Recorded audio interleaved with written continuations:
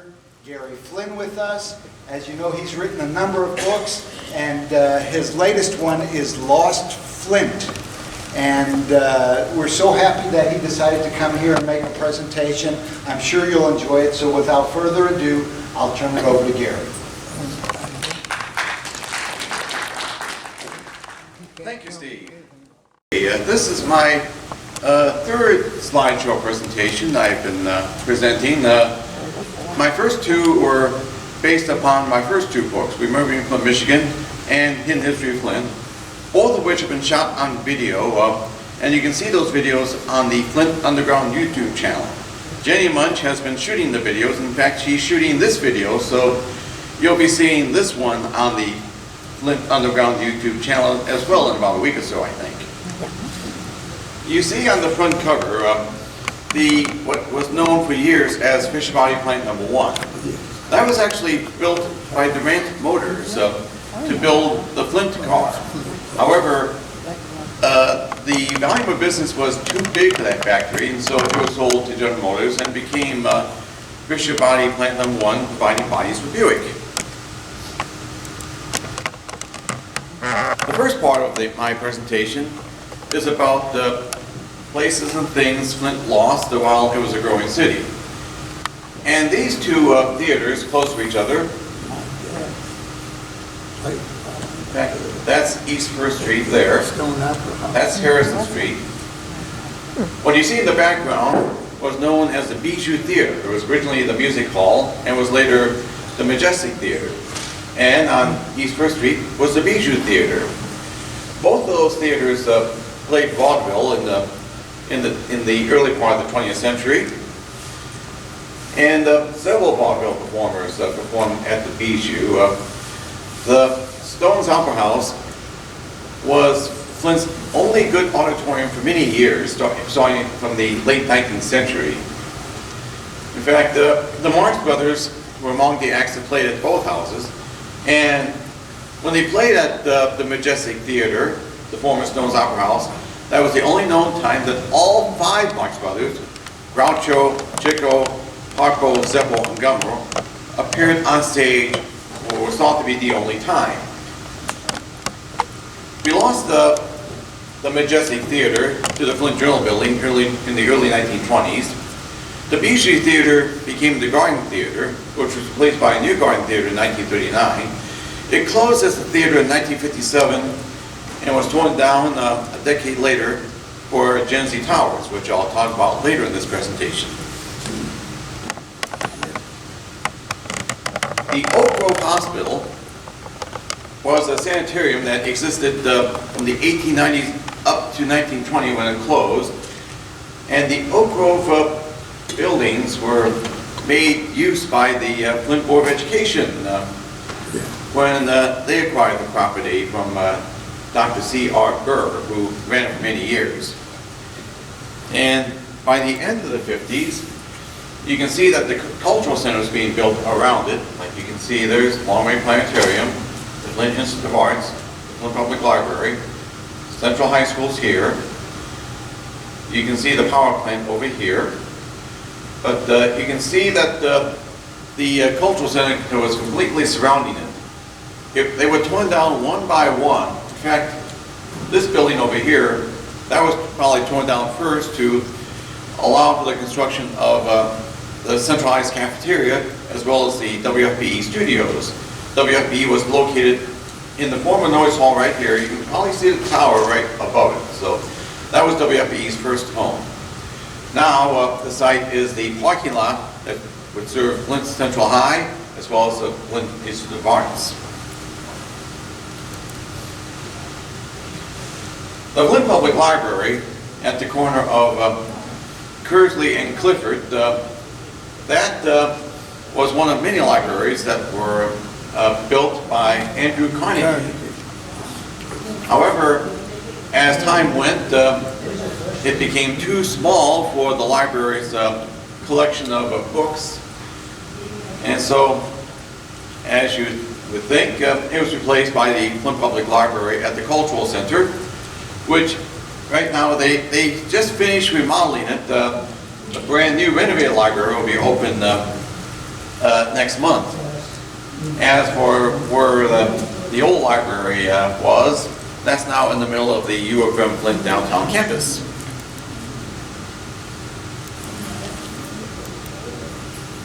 And here's how it looked. This was around 1960, shortly before it was torn down.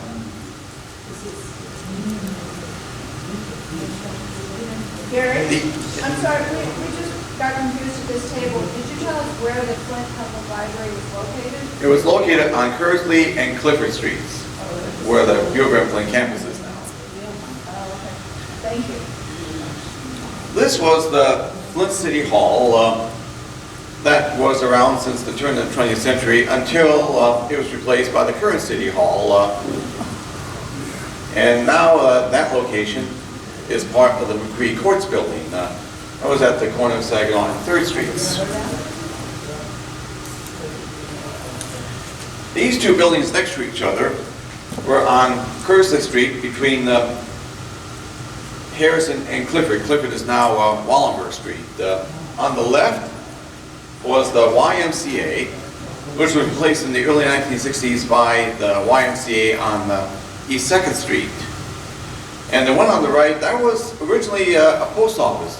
Yep. But back then, this was 1909, I believe, they thought that that post office was too small. So that proved to be true. So I believe in the 1930s, it was replaced by a new larger post office, which is now the Federal Building.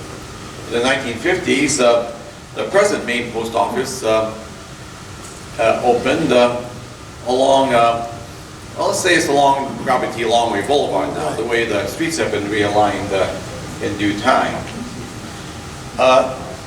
Those buildings, they were replaced by the parking ramp that serves the U of M Flint. The Rialto Theater was originally the Savoy Theater and later the Royal.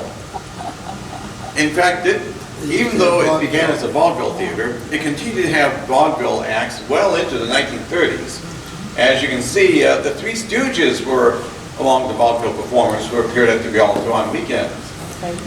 And the theater, during the day, looked like this. And that's a nice looking marquee, would you say? And this is how it looked at night. And you can see all these accordion players. This was taken in 1936. And that little tyke you see over here, that was Stephen All, who as an adult continued to be an accordion player and also ran radio stations. In fact, he ran WFPE radio in the 1960s.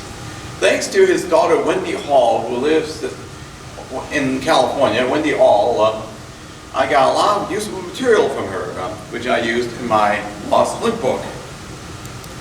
Where was the Rialto located? It was located on South Saginaw at Union Street.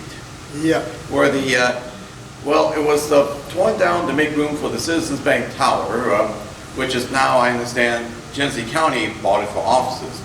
And it was finally used in the 1960s. It, well, showed more mature entertainment, which by the 1970s was porn. Yeah, one of the Block brothers had a jewelry store right in the same building. Yes, they did, in the same building. Yep. The Hotel Dresden was built by W.A. Patterson, the carriage maker, and his daughter gave it the name inspired by the town in Germany. It was the Flint's finest hotel until the Drant Hotel was built around 1920. In 1963, it, when it was known as the Adams Hotel, was destroyed in a fatal fire, which, well, meant that was the end of the Adams Hotel. And an addition to Flint Presbyterian Church is now occupying that site. This stately home was the home of J. Dallas Stewart on Kersley Street at Crapo Street, which his widow donated to the Flint Cultural Center for the music school, which became the Flint Institute of Music. They were planning to add on to this building. Unfortunately, in 1970, it was destroyed by fire, as you can see here. They still built the music center around it, and they did build a nice spot. In fact, if you see the MacArthur Recital Hall's front facade, It kind of echoes those columns that the old Dort home had.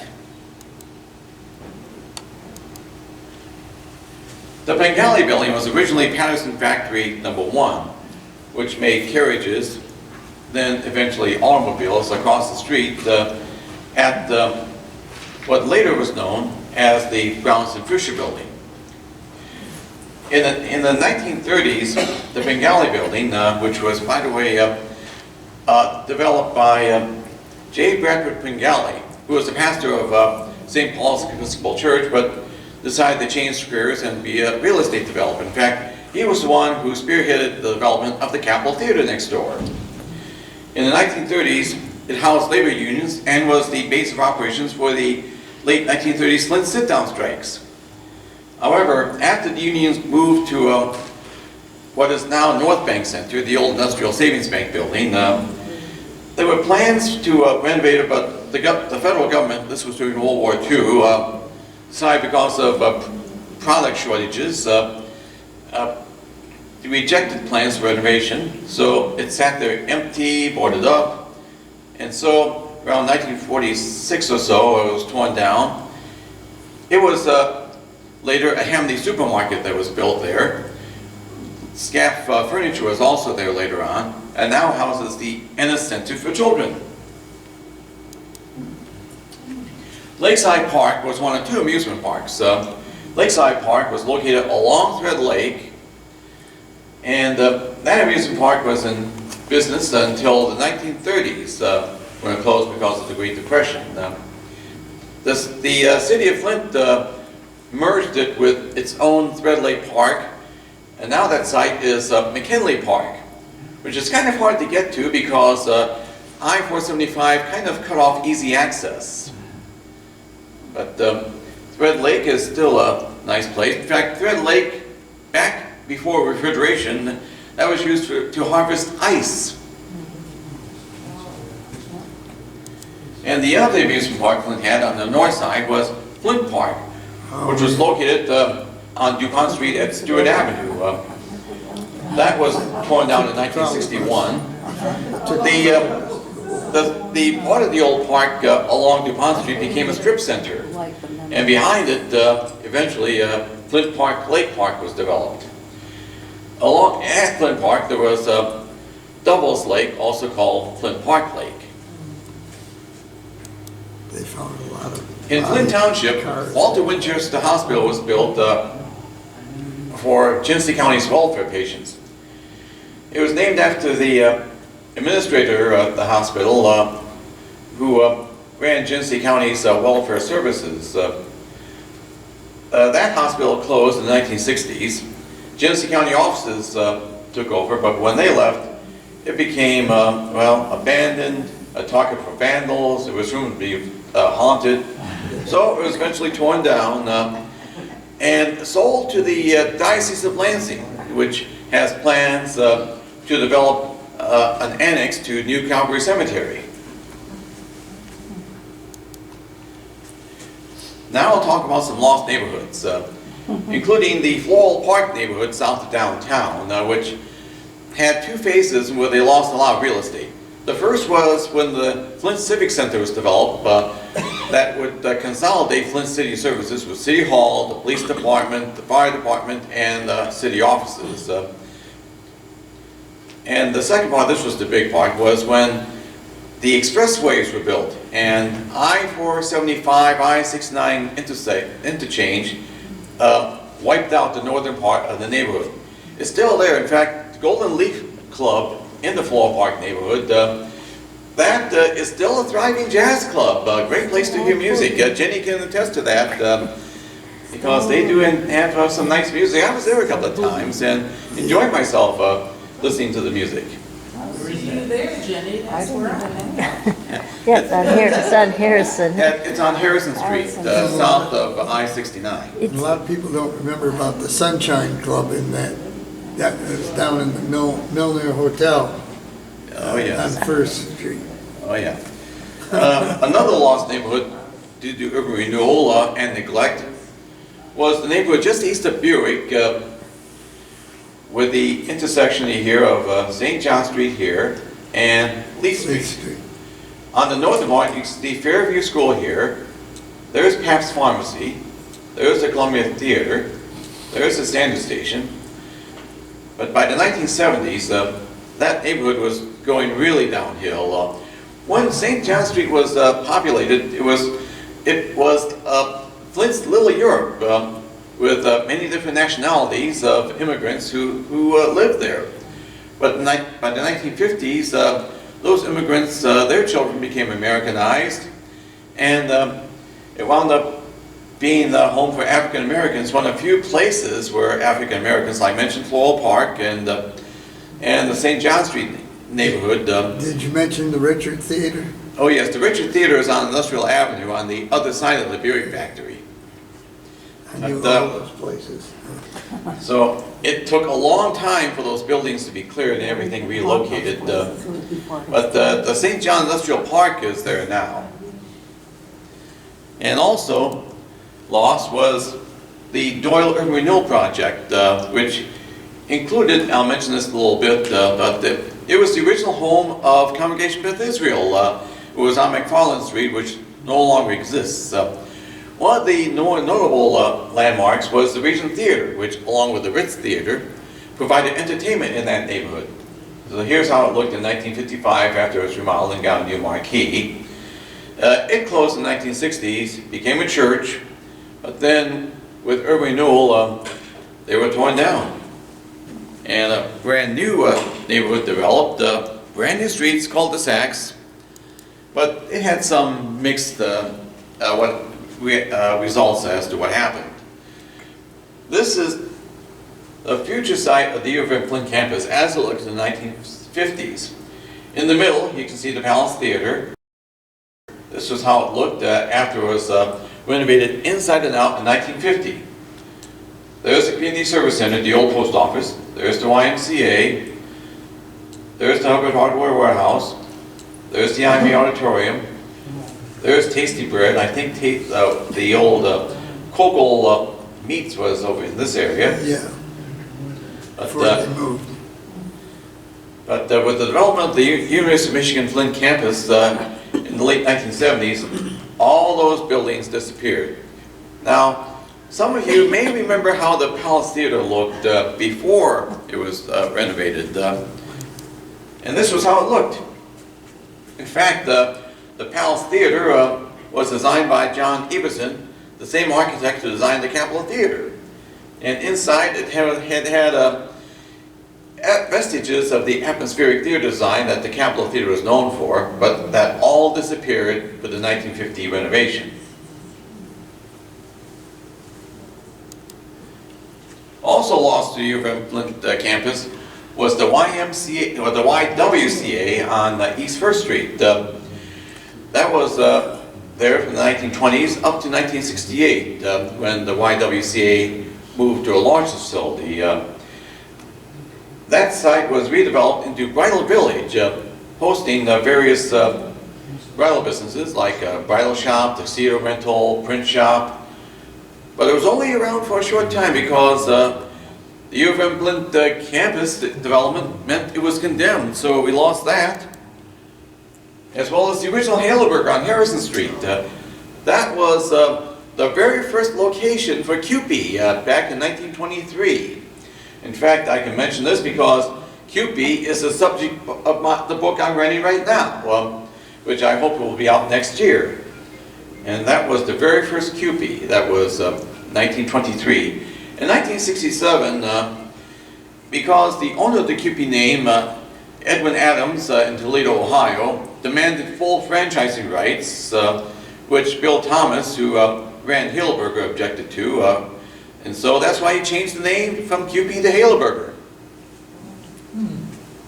There is still a CUPE on South Saginaw Street in the old Verner's outlet, which is quite a landmark.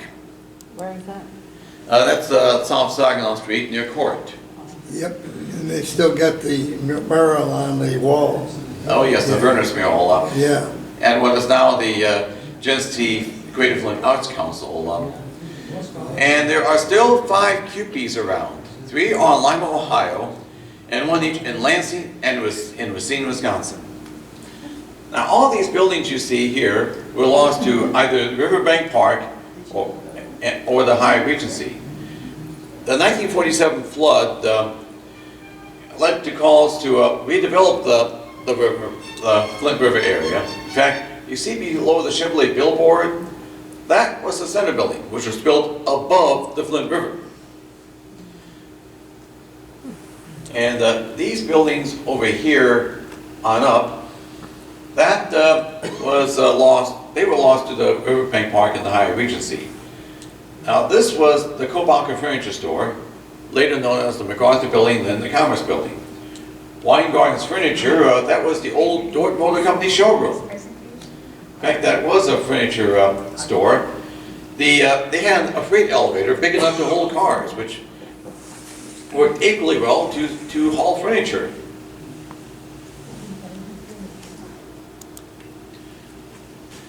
Also lost to Wasbury Pavilion was what was thought to be the oldest building in that area, which was originally the Bryant House Hotel over here. In the 1930s, the top two stories were lopped off, and it became a series of storefronts. In fact, there were stairways leading up to the ceiling and the second floor, as well as the old hotel rooms that still had the old doors.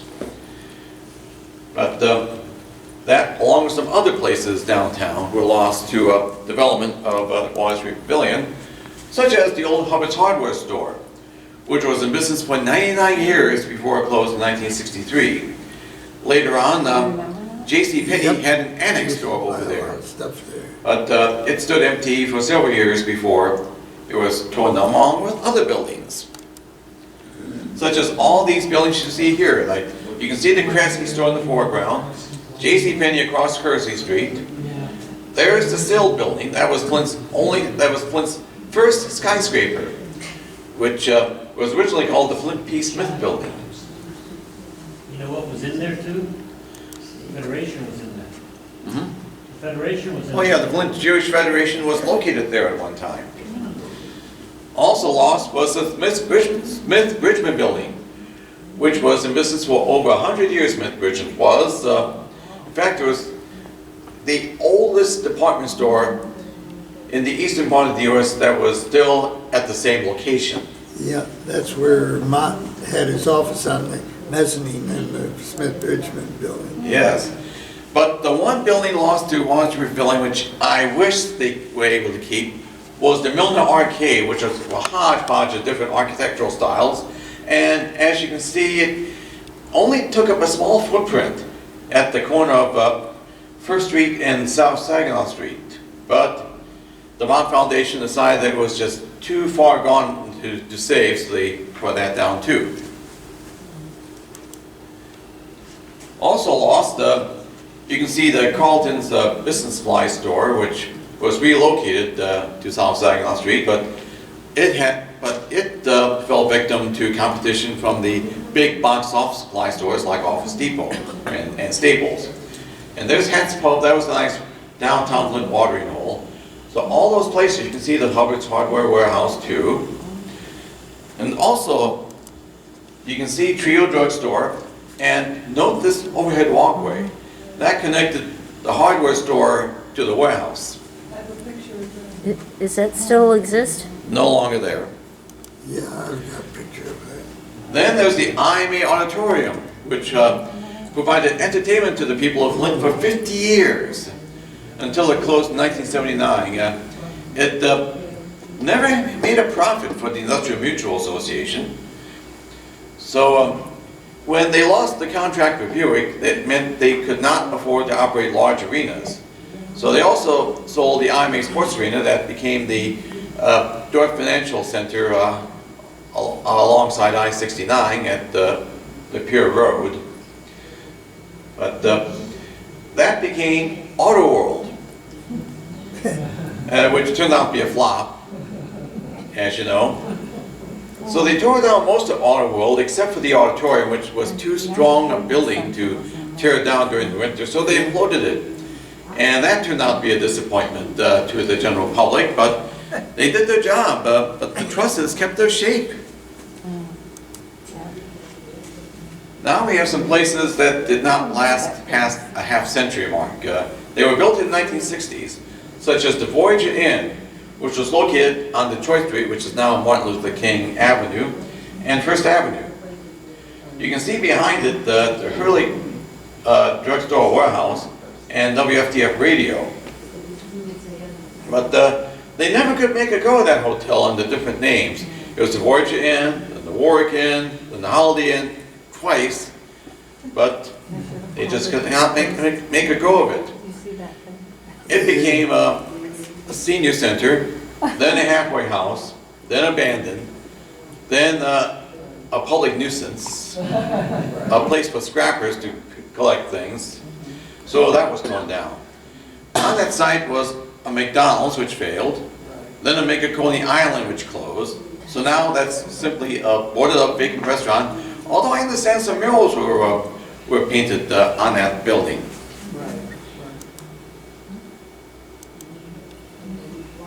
The YWCA, as time went by, their programs changed.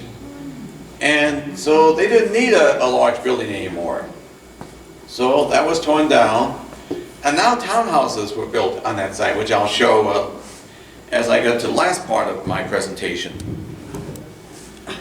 And of course, there's Genesee Towers that I mentioned earlier that wound up being abandoned, and well, let's just say that it became a public nuisance. So Flint's tallest building was imploded. And that pile of rubble looked better than what Genesee Towers looked before it was torn down. It took about a year to clear the debris and repair the damage before it became the public plaza with that big Flint sign with the Capitol Theater prominent. Who's that guy? That's a photo. That's the about the author photo that's used in the Lost Flint book. And who took the picture? Yvonne did. You sure you couldn't make a different image of that? Now it was a lost industry. That's what it is. I'll begin with the General Motors plants that were lost. Began with the AC Spark Plug Industrial Avenue plant, which was developed by Albert Champion, the founder of what was first called Champion Ignition Company, until the other company he established, which he lost control of, claimed ownership of the Champion name for spark plugs, so that's why it became AC Spark Plug after his initials. It became a big complex on Industrial Avenue at Harriet Street.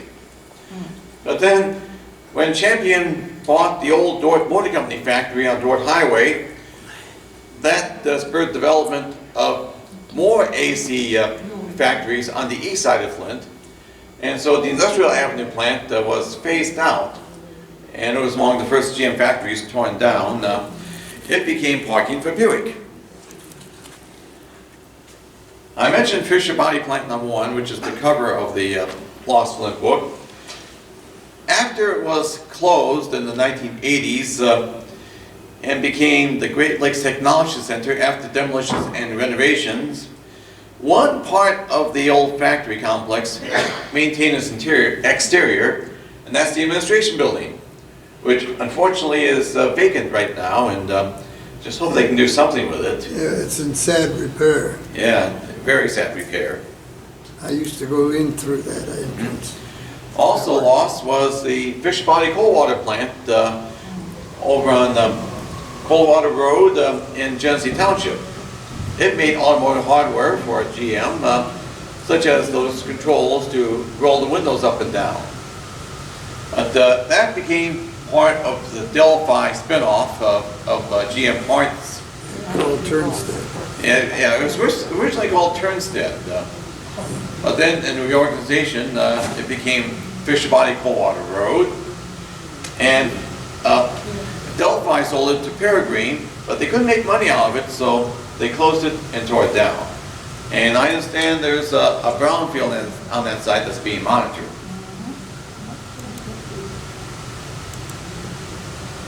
Now, you all know Chevy in the Hole, of course, the downtown.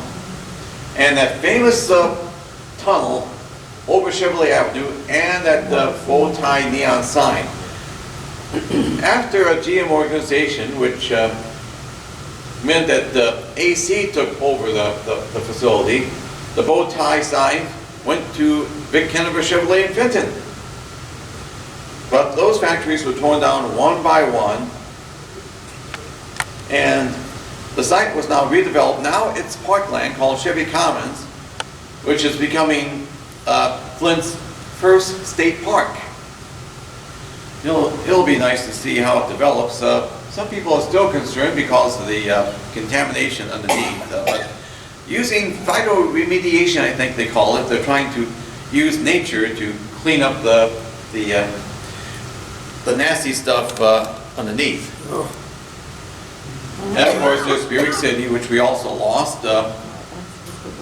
Some parts of it are being developed, but a couple of places have become factories. And there's a proposed factory, but don't know how that's going to develop. And after Buick City closed, the remaining automotive parts factories north of Lee Street became GM Powertrain Flint North, manufacturing transmissions and V6 engines. But then that closed, and that was going down too. I mentioned AC Spark Plug on Dordt Highway, and early on in the AC's history on Dordt Highway, when the kilns used to make the spark plugs were not being used for spark plugs, they've been using them to make decorative tiles. Flint Faience tiles were in residential and commercial buildings, and they were known for their beauty. But then when the demand for spark plugs went up and the kilns were being used only for spark plugs, that meant the end of the tile business.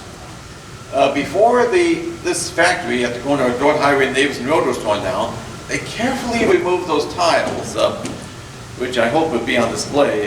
Maybe the Sloan Museum, when it reopens in July, will show those tiles. I hope they will. Also lost was Paramount Potato Chips, which was on Lippincott Boulevard, just off Dordt Highway, with its mascot, Slim Chipley. Does anyone remember the old jingle?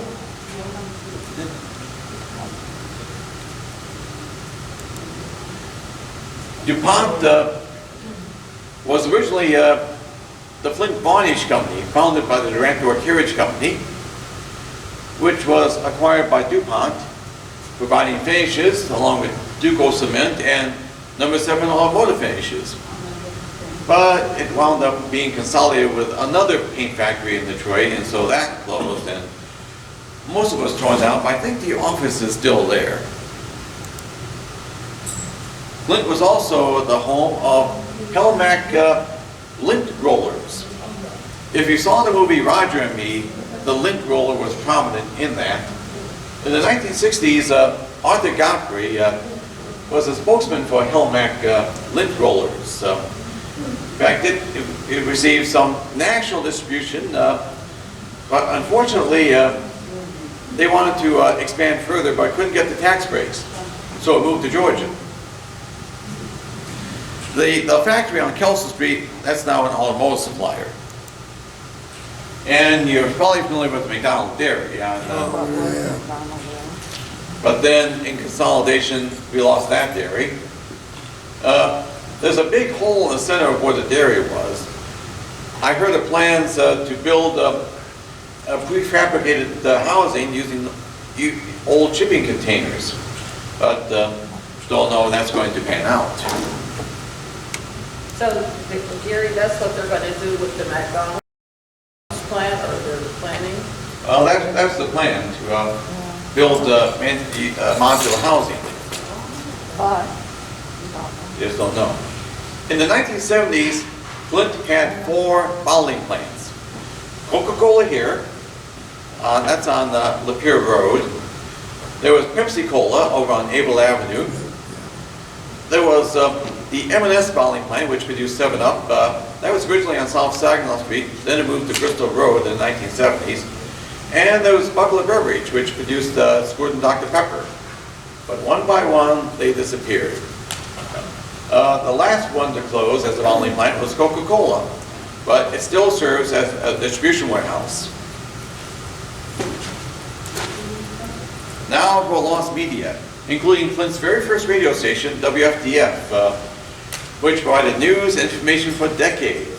But then with the rise of FM radio, it tried some other things, and its last hurrah was as a talk station, having among its personalities here, Dave Barber, who I knew when he was at WTRX. In fact, he briefly had a talk show on Channel 25, which seemed to be along the lines of Jerry Springer.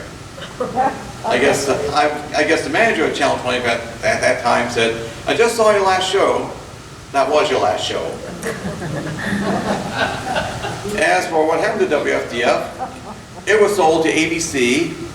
They bought a radio station in Northern Ohio to shut it down so they can increase WFDF's power and move the station to the Detroit area.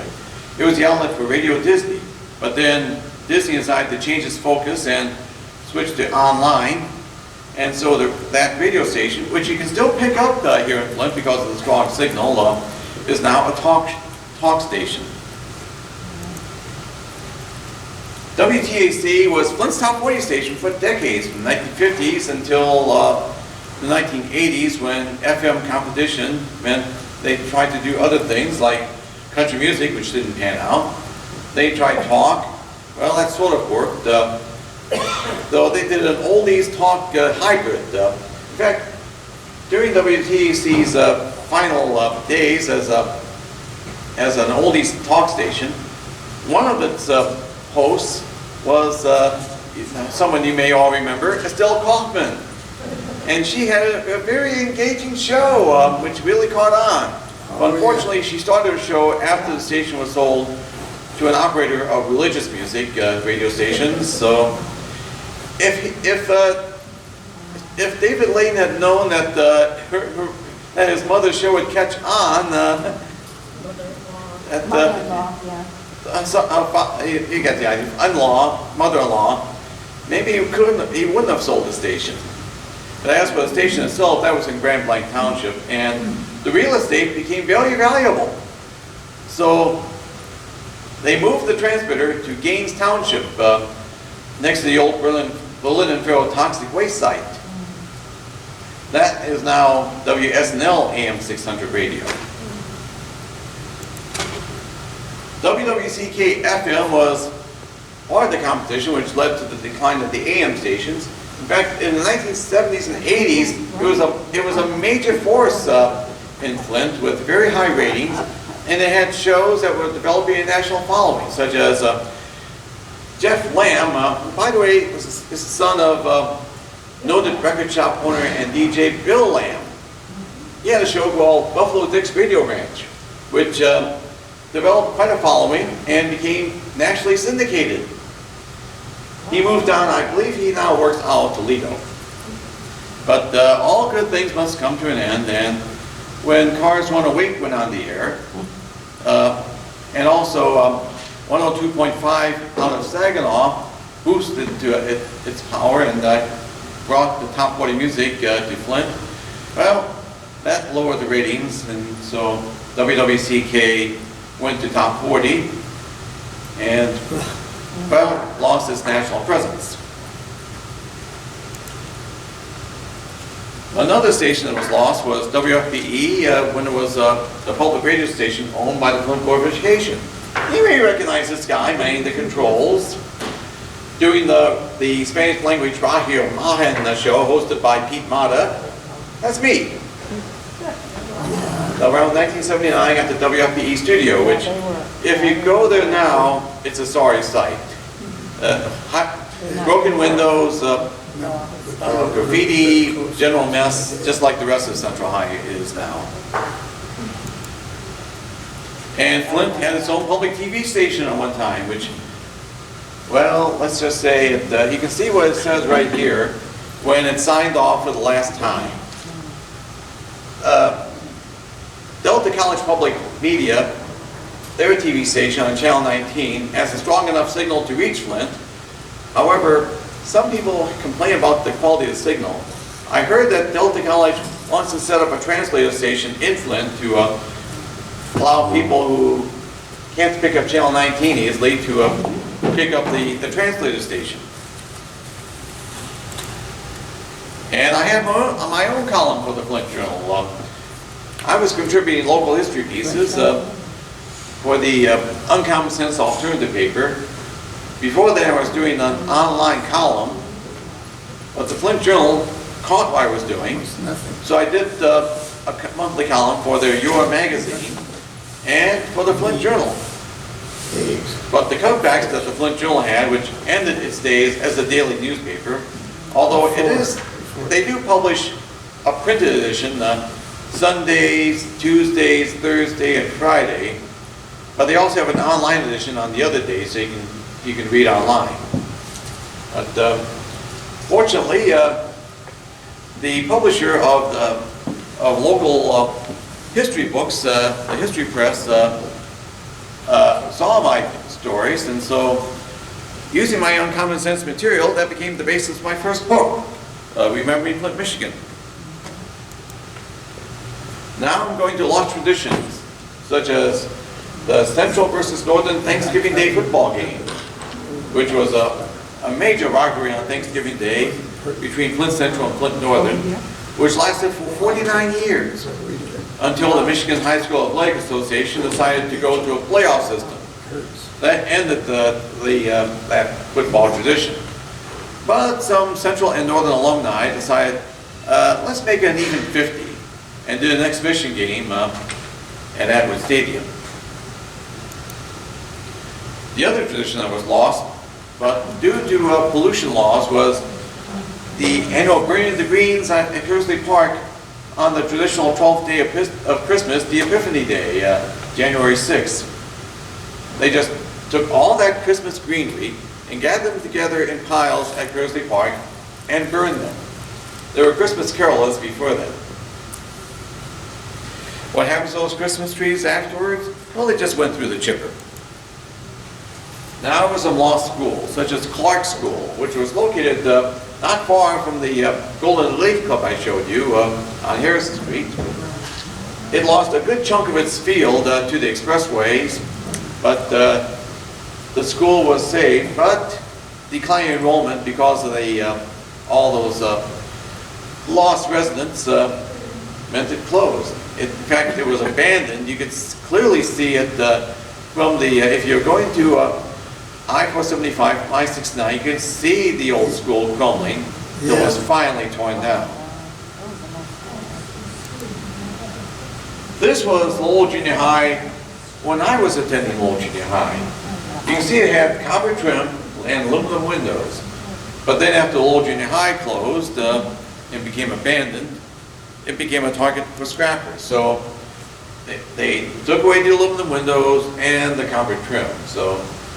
And it was used for target practice a while back when they had military exercises there. And well, let's just say they didn't tell everyone, so there were police calls saying, "What happened? There's explosions." So the cafeteria is a total mess, as is the rest of the junior high. And Central High, I don't need to explain any further from this photo. But the inside's even worse. You can go on YouTube and see what the urban explorers have been showing. St. Joseph Hospital was a victim of consolidation, along with the Flint Osteopathic Hospital and Genesee Memorial Hospital. They were consolidated into Genesis in Grand Blanc Township. Mount Community College took over the land, while they decided it would be cheaper just to tear it down and build a technology center on the same site. As for Flint Osteopathic Hospital, it was sold to McLaren, but they decided that the building was just too obsolete, so they tore it down. Yeah. Now was the lost house of worship. Christ the King Catholic Church on Clifford Street also fell victim to expressway construction. That was a Catholic church serving black Catholics in Flint. It moved to Lapeer Road. And I understand on Lapeer Road they built a larger church. Quinn Chapel AME Church on 7th Street was lost to the City Hall development. That was Flint's oldest historic black congregation. It's now located on Living God Boulevard. Here we have the original home of Congregation Beth Israel on McFarland Street, which, as I mentioned before, McFarland Street no longer exists. After CBI moved to Hamilton Avenue after World War II, it became a Lebanese community center, then an art studio, but then the Doyle Urban Renewal Project did that building in. Now you're all familiar with Temple Bethel on Ballinger Highway and Beecher Road, which opened after the World War II around 1950, although the cornerstone said 1949. That was the home of the Temple Beth for, well, until late 1990s, when it was approaching 50 years old and become a maintenance headache, requiring $1,000 just to keep it in repair. So McLaren expressed interest in the site, so they bought it. It was an educational facility for a little bit before they tore it down. That's now the McLaren Endoscopy and Imaging Center. Yep. And the temple moved right here. Now for some lost commercial strips. Clio Road in the 1960s was Flint's Golden Mile. Home of such places as Dawn Donuts. The landmark sign is original, but the building was replaced with this one today. Dort Highway was another commercial strip. Dort Highway had Eastside Buick, along with a couple of other automotive dealerships, Superior Pontiac Cadillac and GM Quality Truck Sales. Even though Buick is gone from that site, the building is still an automotive dealership selling used cars and offering services. And what about the Doyle Urban Renewal Project? Well, they developed Windmill Place, a commercial and office area, but that did not pan out. In fact, shortly after I took this picture, it was torn down.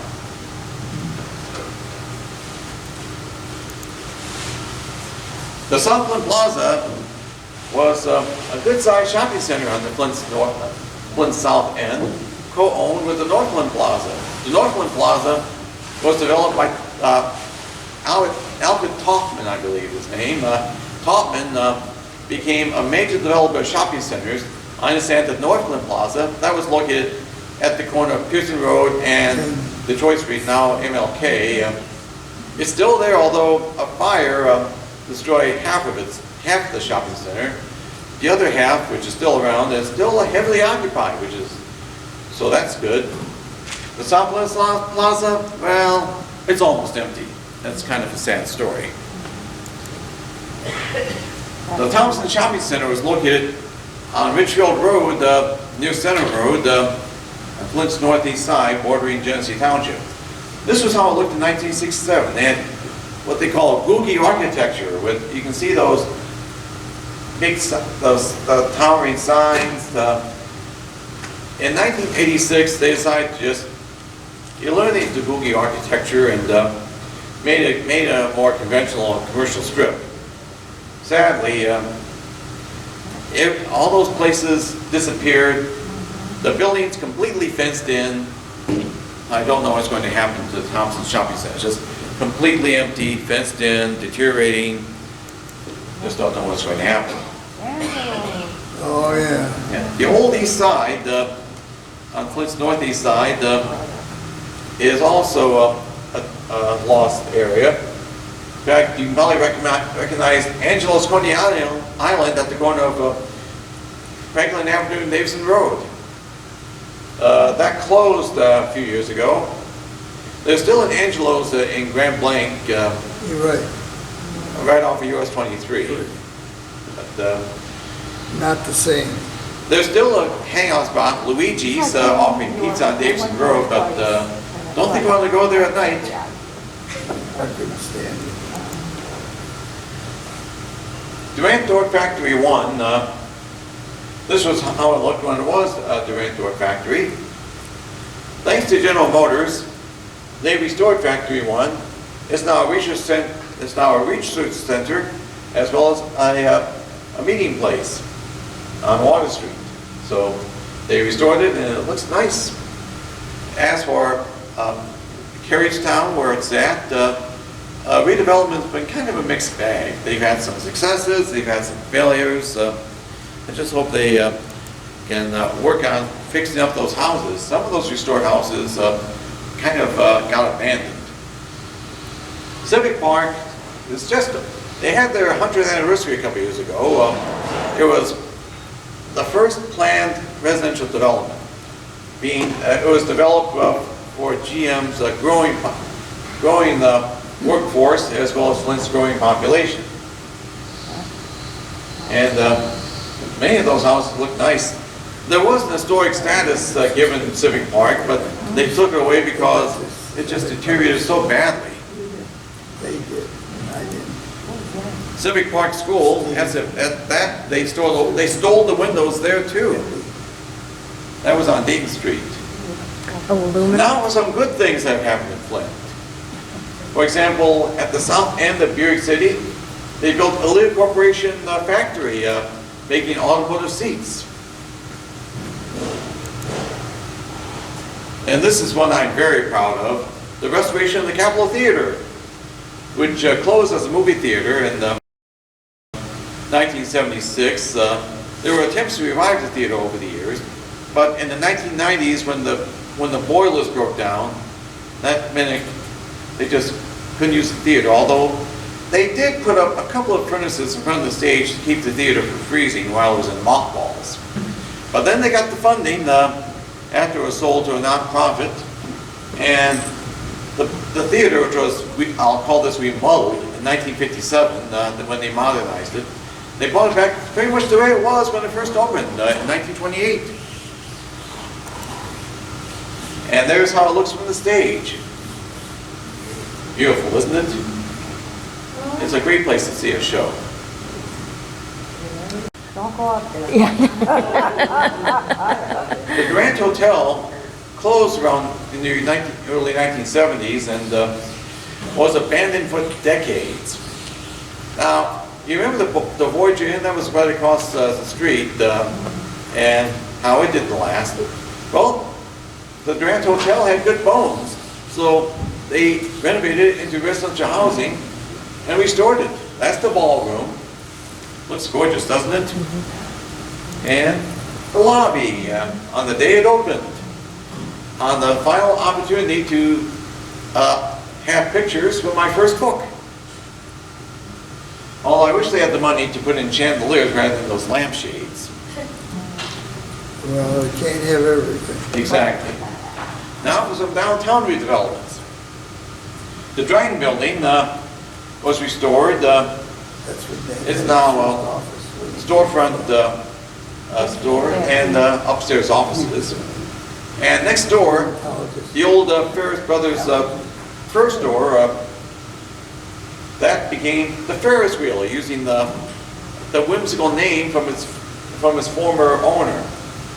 The Ferris Wheel became a business incubator, allowing entrepreneurs to share space and also share ideas.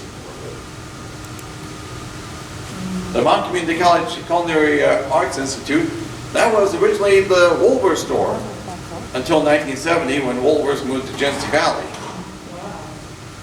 A fast food restaurant took one spot, and various businesses took over other spots, but then it was abandoned for years. And when they were remodeling, the original facade was still intact, so that made it easy for Mount Community College to establish the Culinary Arts Institute, occupying all 3 floors, including the basement. And when school's in session, you can also have fine dining there. The Hilton Garden Inn was the old Genesee Bank building at the corner of Saginaw and Kearsley Streets. That was made into the Hilton Garden Inn, which is a nice place to go. In fact, when my high school class has its reunion, they reserved some rooms over there. And they also have a coffee shop, an Italian restaurant, and in-season rooftop dining. And in my own neighborhood, the old Coolidge School, which was also abandoned, that was renovated into apartments. And I was very glad when this was done by Communities First, which Glenn Wilson runs. And there's you can see Glenn Wilson cutting it with the big scissors, that ribbon, and Mayor Sheldon Neely using the smaller scissors. And note who's above that one white balloon wearing the hat. Yeah. Who took the I was invited, Yvonne took the photo.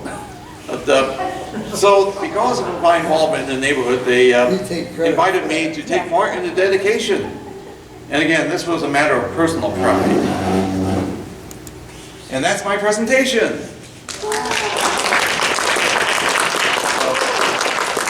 Very good. So, any questions? What a good memory you got. Thank you. Yes, well done, Gary. Where can we get your book? And I Oh, can you can mention get a few them, other things. Barnes & Noble has it. In fact, they have all 3 books. They're also available online through the usual sources if you're out of the area. And my first 2 books, Remembering Flint, Michigan and Hidden History of Flint, are at local Walgreens locations. You can also find my books at the Flint Institute of Arts gift shop. Do you remember the Northtown Theater? Oh yes, that was on North Saginaw Street. Yeah, and there was one on I can't think of the street, just north of there was a theater that showed Hungarian and Polish movies. That was before the neighborhood changed. Yes. And I was interested in the St. John Leaf Street area too. What happened? Did you show the schools and stuff that was there? Yeah, I showed Fairview School. That was on that intersection shot. It was at the north end of that Right, and photo. the river, Flint River that was in that area, and then the school and the buildings that were over there too. That was really interesting. Yes. It really was. Yeah. Well, thank you so much, Gary.